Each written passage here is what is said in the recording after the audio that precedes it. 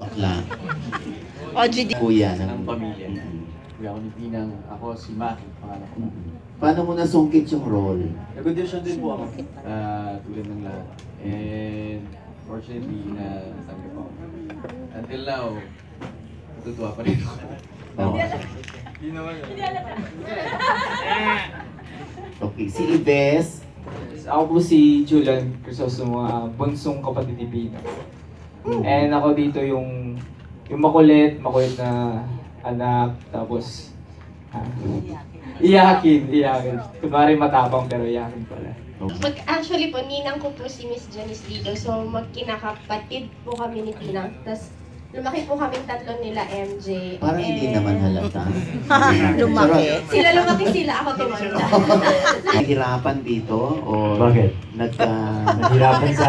Nahihirapan ka sa role mo? Hindi naman. Pero- Ako po si Phil, isang Brazilian Japanese that lives sa Singapore. Coming from a broken family. We grew up in Singapore pero nag-separate sila, namatay yung dad. And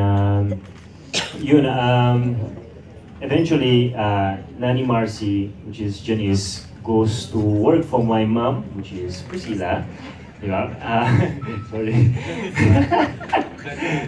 Yun, and then that's how the story goes. Diba? The story is all about love, about family, about I'm sure a lot of people, especially mga OFW, you guys gonna relate with the story.